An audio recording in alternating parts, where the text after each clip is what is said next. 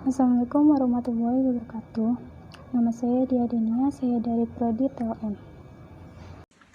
Assalamualaikum warahmatullahi wabarakatuh. Izin memperkenalkan diri, nama saya Erina Rizky Utami dari kelompok 1. Assalamualaikum warahmatullahi wabarakatuh. Perkenalkan, nama saya Lucy Sulastri, saya dari Prodi TLM kelas sore kelompok 1. Oke, Assalamualaikum warahmatullahi wabarakatuh. Perkenalkan, nama saya Muhammad Masum dari Prodi TLM. Assalamualaikum warahmatullahi wabarakatuh. Saya Tansa Nona Maria dari Prodi TLM. Saya dari kelompok 1. Di sini saya akan menjelaskan pemanfaatan teknologi informasi untuk hasil laboratorium berbasis online. Kita juga mempunyai 3 metode. Yang pertama yaitu metode DBMS, singkatan dari Database Management System. Yang kedua HMS, singkatan dari Hospital Management System. Dan yang ketiga itu ada DLIS, singkatan dari Digital Laboratorium Informasi System.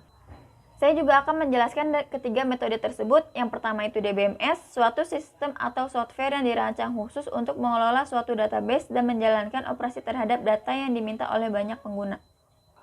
Metode yang kedua, HMS, dirancang khusus untuk mengelola berbagai aspek dalam operasional rumah sakit seperti rekam medis pasien, jadwal praktik dokter, data keluar masuk pasien, inventory obat-obatan, finansial, hingga administratif. Metode yang ketiga, to the list, perangkat lunak yang menangani penerimaan, pemrosesan, dan penyimpanan informasi yang dihasilkan oleh proses laboratorium medis. Dari ketiga metode tersebut, kita pun mempunyai manfaatnya. Yang pertama itu menghemat waktu, yang kedua menghemat biaya, yang ketiga menghindari duplikasi pekerjaan, yang keempat memperpendek proses, yang kelima keakuratan data, yang keenam memudahkan dalam pelaksanaan. Proses sistem informasi secara online dibagi menjadi 3. Yang pertama itu ada input. Input itu langkah-langkahnya. Yang pertama, formulir pendaftaran pasien, sampel, dan permohonan pemeriksaan. Yang kedua, register pemeriksaan pasien klinis dan non-klinis. Yang ketiga, daftar jenis dan tarif pemeriksaan sesuai daftar retribusi pelayanan laboratorium.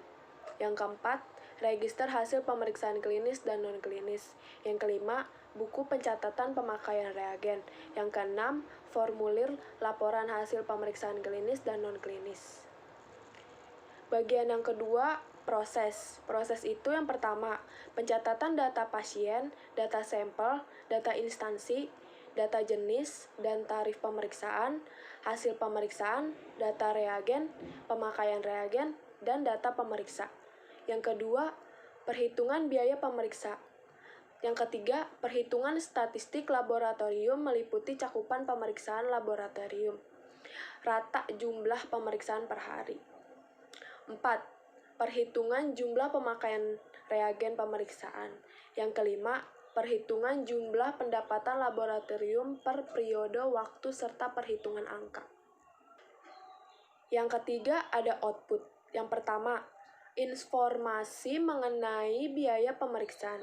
Yang kedua, laporan hasil pemeriksaan laboratorium klinis dan non-klinis. Yang ketiga, rekapitulasi hasil dan riwayat pemeriksaan laboratorium. Yang keempat, laporan statistik hasil pemeriksaan. Yang kelima, laporan keuangan. Yang keenam, laporan pemakaian reagen. Dan yang ketujuh, laporan penggunaan layanan atau pelanggan. Dari ketiga metode yang ada di atas, kita akan membahas tentang Hospital Management System. Pada saat kita akan masuk aplikasi Hospital Management System, kita harus memasukkan nama pengguna dan kata sandi. Lalu akan tampil bagian beranda aplikasi. Pada bagian beranda ini, terdapat beberapa fitur yang umum digunakan, sedangkan untuk fitur lengkapnya terdapat pada bagian sisi kiri aplikasi. Ini contoh gambar fitur pendaftaran pada aplikasi Hospital Management System. Pada fitur pendaftaran, terdapat 2 tabel yang berbeda, yaitu yang satu untuk pasien baru dan tabel satu lagi untuk pasien lama. Ini gambar fitur instalasi farmasi. Pada fitur ini, terdapat form pembelian obat, harga obat, serta total keseluruhan obat yang harus dibayar. Dan ini contoh gambar fitur rekam medis. Hospital Management System sebagai aplikasi untuk membantu pemberian pelayanan kepada masyarakat dan juga membantu tenaga kesehatan dalam mengelola data serta urusan laporan rumah sakit. Aplikasi Hospital Management System memberikan fitur-fitur kemudahan dalam pengelolaan data rumah sakit yang dapat diakses secara online.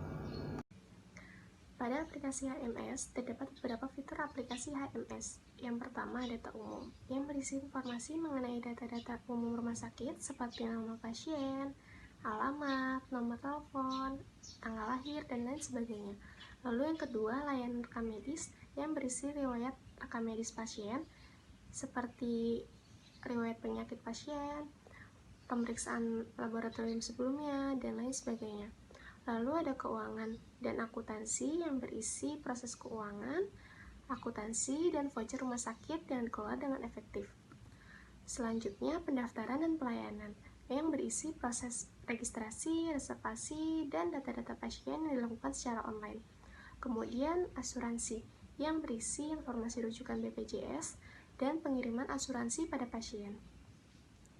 Selanjutnya ada informasi pusat yang berisi informasi biaya kamar, biaya rawat inap serta deskripsinya, dan akses daftar nama pasien. Lalu ada laboratorium dan patologi yang berisi informasi mengenai pelayanan laboratorium yang efektif. Selanjutnya ada pelaporan yang berisi pelaporan setiap unit pada rumah sakit seperti laporan front office, laporan apotek, dan laporan kamar.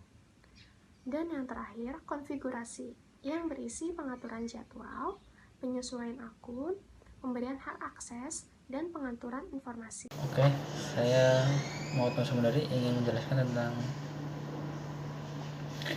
kenapa diperlukan sistem informasi dan komputerisasi pada laboratorium. Nomor 1, bila pemeriksaan dalam jumlah besar, maka bila tidak dibantu sistem informasi akan terjadi keterlambatan. Nomor 2, pada pemeriksaan jumlah besar adanya kesalahan akan dapat dikurangi dengan penggunaan 3 metode ini. Untuk yang ketiga, pada pemeriksaan yang sedikit akan dapat diatur agar terjadi efisiensi. Yang keempat, sistem informasi akan diperoleh dan mempermudah arus informasi yang diperlukan. Dan untuk laboratorium yang dikembangkan sistem informasi terdiri dari 1. Automatisasi proses pemeriksaan. Pada bentuk ini sistem informasi dan komputerisasi terkait langsung dengan alat tersebut. Nomor 2, bentuk lainnya adalah hanya merupakan bagian terpisah dari proses, seperti pengaturan pemeriksaan, konstribusi hasil, dan pencarian data hasil.